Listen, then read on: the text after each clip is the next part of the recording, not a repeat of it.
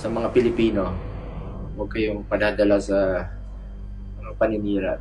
Masyado nang too late para siraan yung isang kandidato na minamahal ng tao.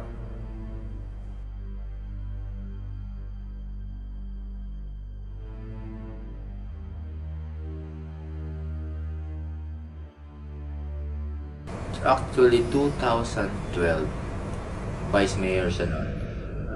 I had a talk with Julie Basco. Sabi ko sa kanya, Sir, mataas yung rating ni Binay that time. Parang siya na talaga yung would-be president na. Kasi siya yung vice president. Tapos sabi ko kay June, sabi ko, ayun, alam mo, ang pwede lang lumaban kay Binay, si Mayor Duterte. When it comes to experience, tsaka pareho silang mayor eh.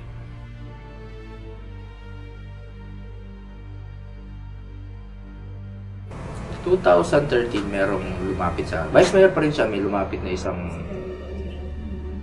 former official ng armed forces na kasama sa pagdalo. Sabi niya, pinipilit rin niya kami, si Mayor. Sabi niya, alam mo, wala ako nakita pwedeng mag-lead sa country. That was 2016. That was 3 years ago pa. Pwede ko ba siya makausap? Sige. Hindi namin siniseryoso. Talagang walang ambisyon si Mayor President. Wala sa plano niya. Talagang siguro after 2 years, December 2014, sabi niya, gusto ko lang baguhin yung sistema. Baka pwede natin subukan yung federalism. Maalala ko 2014, umikot kami. Pumunta kami ng Legazpi. Nandun yung Bicol Autonomy Movement. Yun yung first federalism speaking engagement niya. Then, pumunta kami ng Butuan. Doon na nag-upisa. Sabi niya, Bong na, ikot lang natin, kunin natin yung pulso ng tao para sa federalism. Wala talaga yung presidente. So, doon niya naramdaman na talagang mas interesado pala yung tao sa kanya. Kasi hindi nila masyado iniintindi yung federalism kung ano ito. Parang sa audience na nakikinig, ang interest nila is si Mayor Duterte. Sa federalism, about 5% lang interesado makinig about federalism. Still umikot si Mayor. Pero marami nang nagdududa sa kanya na ambisyon niya maging presidente. Hindi po. Wala talaga siyang ambisyon maging presidente. Kasi kung gusto niya talagang tumakbo bilang Pangulo, merong deadline ng October 16. Hindi talaga siya nag-file. Maalala ko, sometime in September, nag-press con siya. Hindi siya tatakbo, nasa headline yun. Then October, I think 7 or 6, nag-press con ulit siya, sabi niya siya tatakbo. Then October 10, may mga taga Maynila pumunta, nag-prepare na nga ng parang magiging senaryo sa pag-file niya sa October 12. Nag-agree siya. Pero nung October 11 ng gabi, sabi niya, Bong, hindi talaga tatakbo. So, nag-prepare na naman kami ng statement niya. Press con, October 12. Finally, hindi talaga siya tatakbo. October 14 ng gabi, sabihan niya ako, Bong, i-file niyo na bukas yung candidacy as mayor. Kami ng Comelec sa representative, pinal namin as mayor. October 15. So still, doon namin nakita na yung mga tao, akala nila magbabago pa ang isip ni Mayor October 16. Ang daming nagantay sa Comelec, daming umaasa na baka magbago isip niya. A week before that, si Mayor Sara, kinausap ko rin siya. Tutusan ako ni Mayor na about the possibility. Pero ayaw rin talaga ni Mayor Sara na tumakbo si Duterte. Sumulat pa kasi Mayor Sara to Papa, please do not run. So, this leader na talaga si Mayor Duterte na hindi tumakbo. October 16, umaga, ang daming tumatawag sa akin. That was the longest 12-hour 12 hour of my life. Sobrang tense ako. Hindi ko maintindihan nararamdaman ko dahil daming tumatawag, umaasa na magbago ang isip niya noong October 16. I-withdraw niya yung candidacy as mayor at mag-file sa Maynila.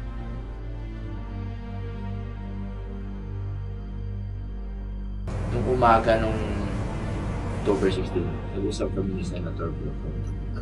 Sabi ko, Sir, nag-file na po si Mayor kahapon October 15 as Mayor. Hindi na ako magbabago ang isip na desidido na talaga siya. Sabi niya po, paano to? Ang daming tao dito sa Luneta. Nagagalit to. Pero sabi ko, wala na po akong magagawa. Gusto nyo, mag-file kayo ng substitution. Ikaw, sir, as PDP president, file mo. Pero sabi ko, walang assurance po na tatakbo si Presidente. Desidido siya. But, binigyan lang ng konting window, buhay, yung pag-asa, yung hope na maaaring magbago isip na ito. So, pinal ni Senator Blanco. Hindi ko na alam nga si Martin Dino yung pinili niya. Ano lang yun, suggestion lang yung akin para hindi umuwi yung tao naggalit. Kasi talagang alam ko maraming iiyak at magagalit na bigo. Hindi tumakbo siya ngayon.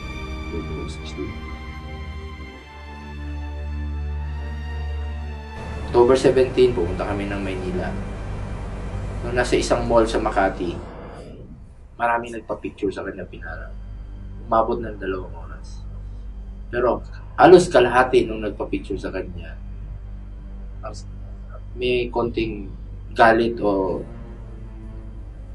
tampo kay Mayor. Sinasabi nila, Mayor, hindi ka na tumakbo. Wala na pag-asa. Hindi na kami buboto. Parang sinisisi siya. Doon niya naramdaman na talagang nandun pala yung clamor ng tao. Pilipino.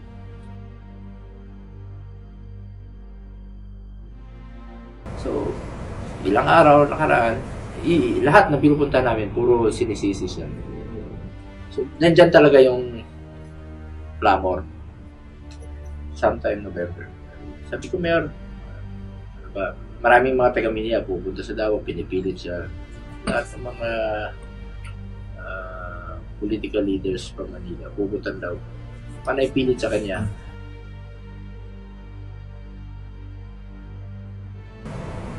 Isang umaga, bigla na lang decision siya. Bumalik nga siya kay Martin Dino. Martin Dino for president. Sometime in November.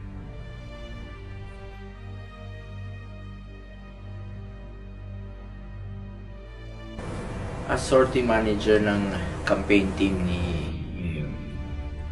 ito yung pinaka mahirap na trabaho kasi kailangan mong mag-adjust sa lahat. Siyempre kung paano magiging komportable kay Mayor, opinion para sa kanya yung magiging lakad nyo for the full duration campaign period. Hindi lang campaign period, even yung pag-ikot namin sa Federal Reserve. Ako naman gusto kong walang magiging problema sa lakad niya. So, nandyan sa'yo, nasa akin yung pressure na hindi magkamali, walang magiging problema sa mga lugar na pupuntahan namin. So, So, pag may problema naman na hindi ko na pinapakita ko yung si Mayor, sa akin na lang na inayos ko na on the side lahat para hindi na ako siya magkaroon ng wala na siyang iba isipin. Make it a point na lahat ng pupuntahan niya sasalita na lang siya, wala nang magiging hitches o magiging problema. Para makaka-focus talaga siya sa kampanya saka sa mensaheng na ipaparating niya sa tao.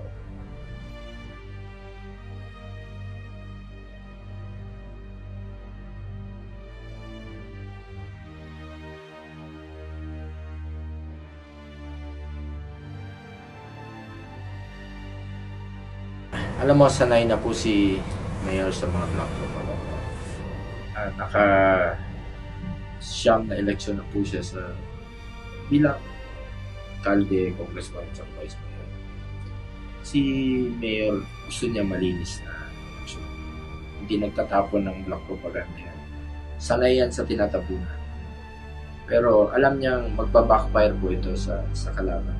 Alam ng taong bayan na puro paninira ito laban sa kanila at walang totoo.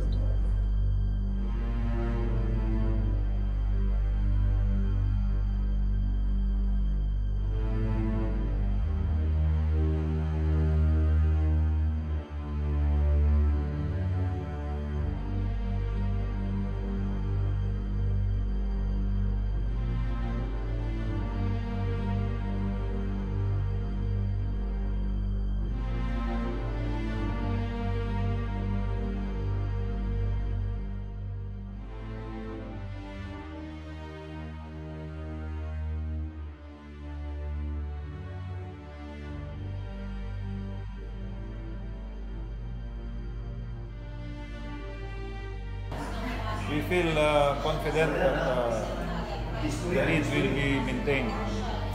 Palagay ko naman, the people have spoken. Nakita nila kung ano ang kanilang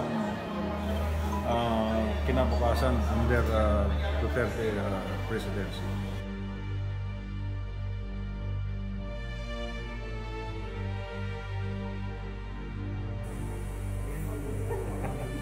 We're gonna win big. Very big.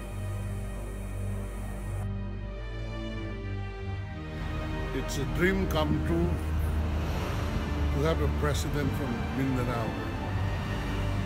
We made it, and we know that he will be a good leader.